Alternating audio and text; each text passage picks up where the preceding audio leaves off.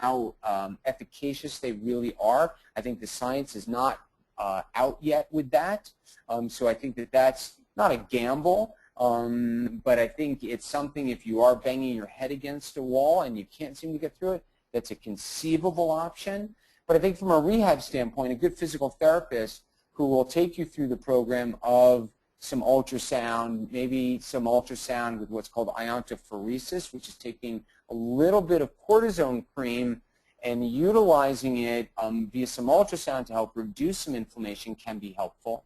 But it's interesting because there are some studies that are out there that says the so-called plyometrics, or eccentric loading exercises, jumping exercises, although can be painful and have to be done under guidance, can actually be shown to improve patellar tendonitis. So I don't espouse that to everybody, but jumping exercises can be helpful in this. But yet sometimes it goes against my principles of no pain, no gain. This can be painful, but sometimes this does really help. But again, I'll come back to it. It's multimodal. It's doing everything under the sun to try and get through this and to modify the activities so that it doesn't seem to bother you. I hope that helps.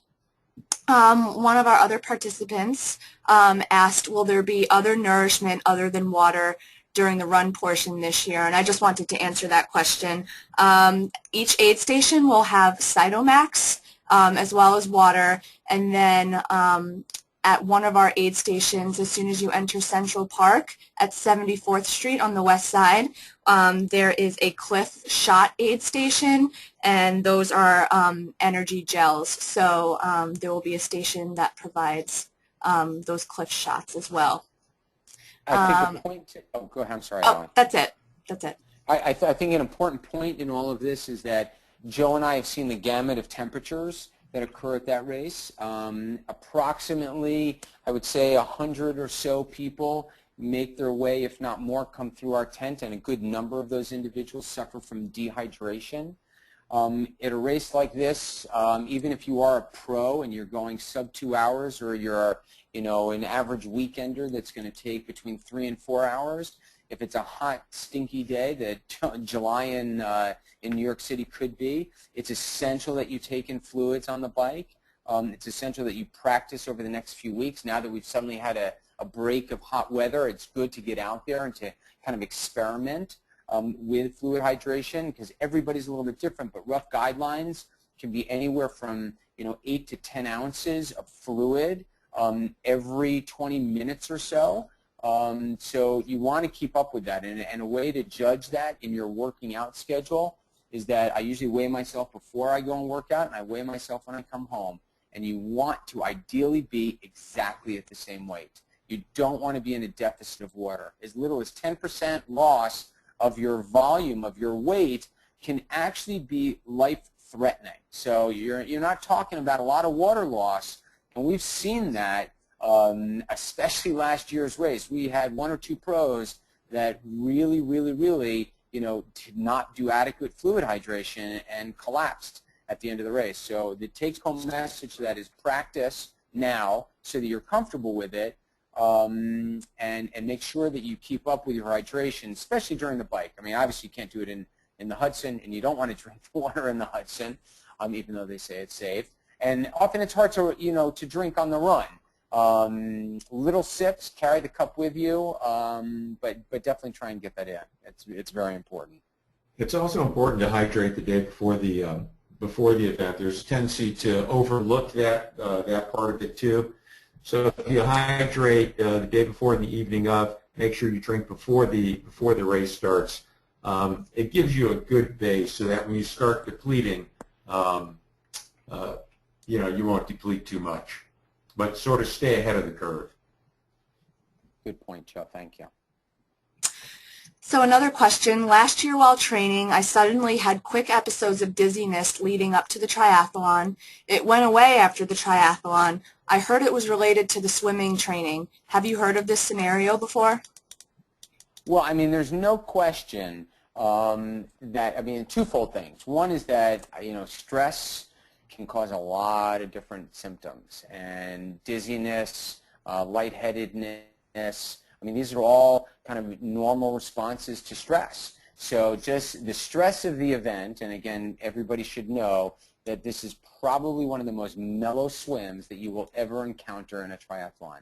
If you didn't want to swim one single stroke, you could get from the swim start to the swim finish and feel fine.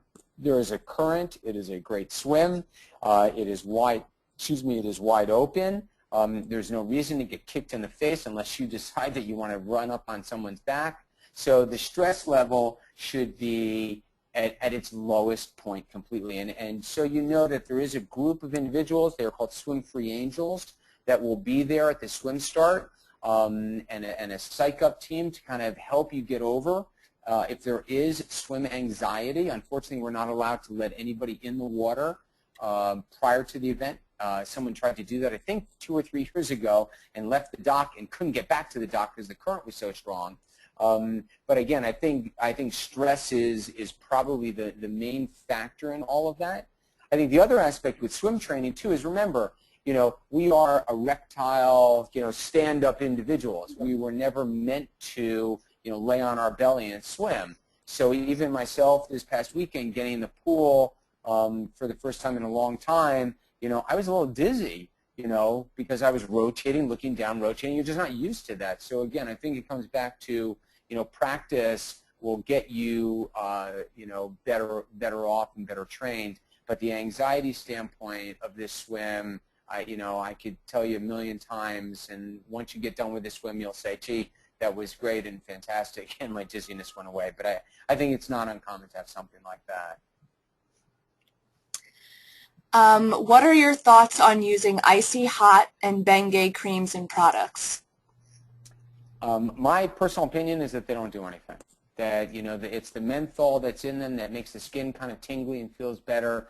But to the best of my knowledge, there's no therapeutic effect whatsoever. I'm more of a, if it's inflamed, an ice pack for 10 to 15 minutes, protected by a layer so that it doesn't get too cold. I can tell you there are many times that I've seen patients come in with a red blotch all over their extremity, and it's because they fell asleep with ice on and they now suffered from a second-degree burn on their skin.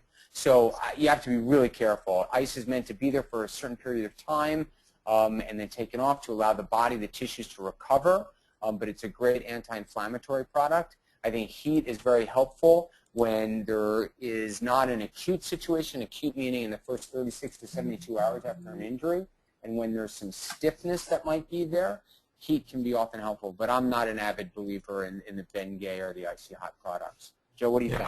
I'm not either, Mark. The one product that I do like is BioFreeze, and I find that works fairly well. But in general, the icy hot products don't work as well as ice massage. Do you think there is a viable link in the supplementation of omega-3 fish oil and injury prevention and/or recovery? Yeah, I'm an avid, fan of taking the omega-3s. I mean, I think that question's a little bit more, directed towards a nutritionist who unfortunately we don't have on our panel tonight. But I'm a pro,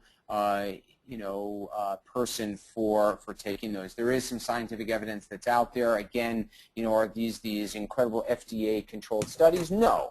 I think what's important to know is that the recommended dosing is at least 1,000 milligrams of the fish oil. Now, that's not just because if you look at a pill, most pills are 1,000 milligrams. It's actually the content, which is the DHA or DEA, that's the content, which usually in a 1,000 milligram pill, there's 300 milligrams of each. So usually dosing is about 3 of those pills a day.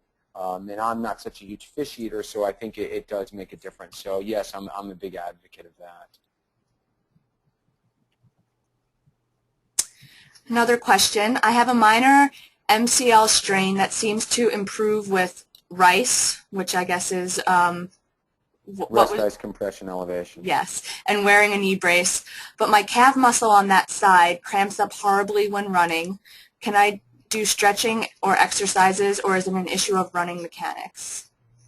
Again, I mean, if this is an MCL strain and it's been 6 to 8 weeks and it's still persistent, that type of soft tissue injury should heal and should get better. So if there's still a persistence of pain, which number one is causing some abnormal biomechanics and is now causing you to protect that region and is why it's causing some calf stiffness, I think you need to look at it a little bit deeper, and that would be obviously getting an X-ray, maybe even getting an MRI. Then you just